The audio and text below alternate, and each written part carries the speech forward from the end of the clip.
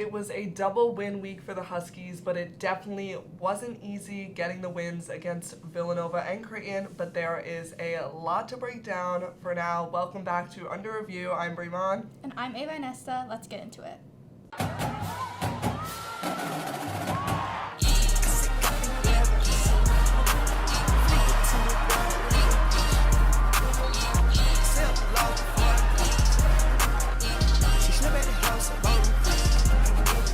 That Creighton game was a little too close for comfort. UConn pulling off the win 62-60. The lead changed 11 times. We really didn't know who the winner was going to be there.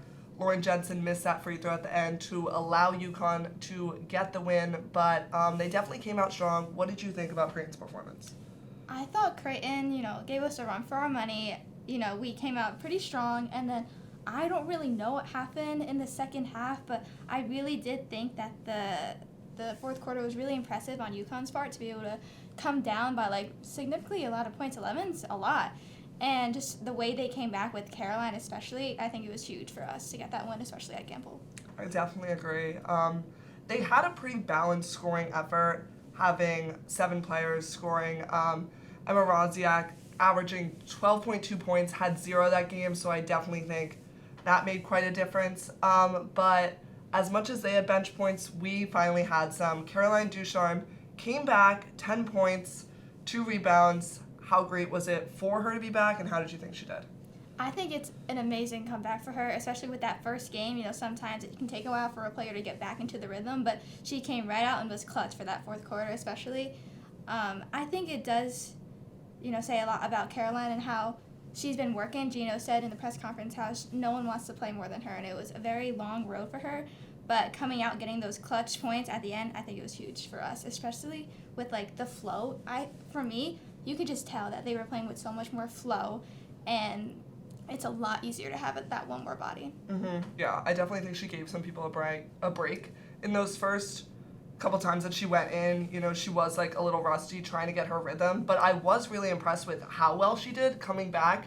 Your first game, she really made an impact, and in those impressive moments, having those 2 free throws, I think she came out pretty big for her first time playing in the year of 2023, and I think that's really good because I know that she gets in her head sometimes, but just pushing through that, and she'll definitely be a key factor going into March, so I only hope she can build off of this.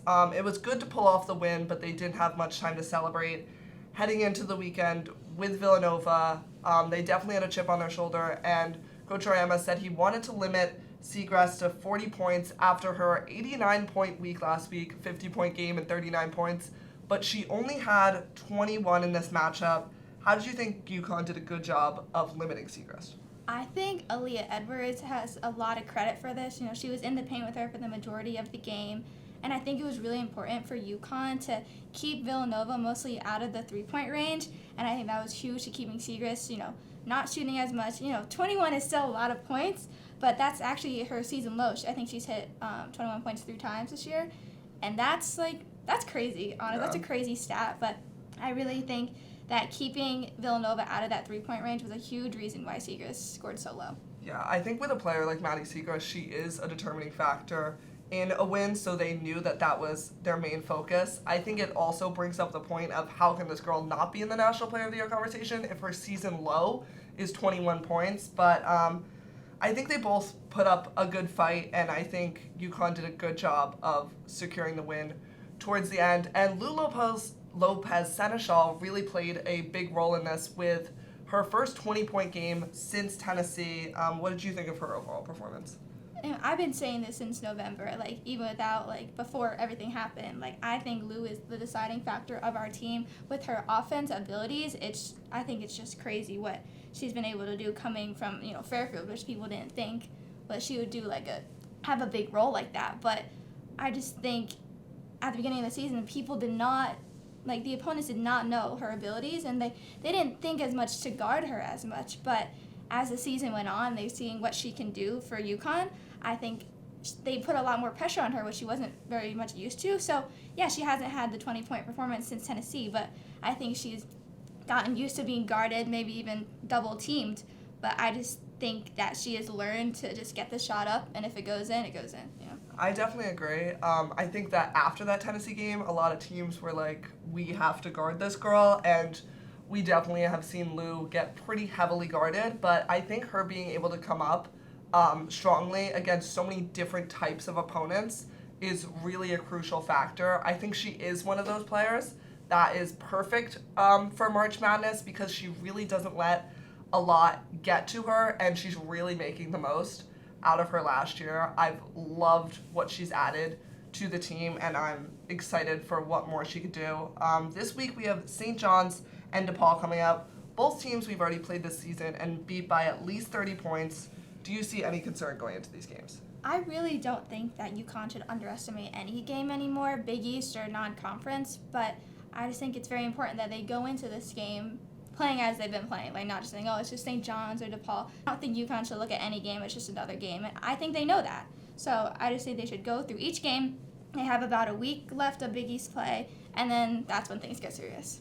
Yeah, I think it is the most crucial time to get these wins, to be at the top of that Big East board, and I think that Villanova Creighton week we just had is a very probable situation for what we'll be facing in the Big East tournament. So although we escaped those opponents right now, we'll be facing them very soon. And as we talked about last week, even with Ducharme back, people still can capitalize off of the fact that we still have a small bench. So I think that these teams are heavily scouting this game.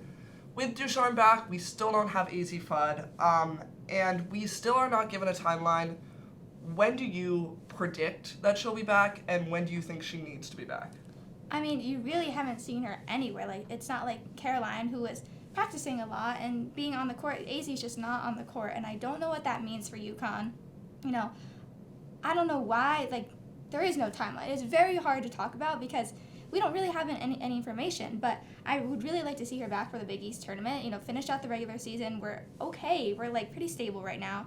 But to see her March Madness, having her for March Madness is very key, and I really, really hope she comes back for that time. Yeah, I'm hoping the reason we're not getting a timeline is that it's not coming soon. I think it just might be that they gave a timeline the last time and she's out again, so I don't think they want to promise anything. I would love to see her back for the Big East tournament, but after her getting injured 2 games past when she was originally injured, I would like her to be fully healthy so that this doesn't keep happening to her. I can only imagine the mental toll it's taking on her. So for her to get into the right physical and mental space, I think will be really important. But I would love to see her in March, and I think because she probably can't get a medical red shirt, there's nothing holding her back from wanting to play in those times. So I think it would be perfect for her to debut in the end of that Big East tournament and into March because teams can't really scout out what we have as a full team, only basing it off of our regular season. So in a weird way, this might work out well for us as no one will know what's coming for them. But that's what I'm hoping for. I guess we'll have to see shortly. But until then, St. John's is at the Excel Center this Tuesday, and then they will be playing DePaul later this week. Thank you for watching this episode of Under Review. I'm Mahn. And I'm Inesta.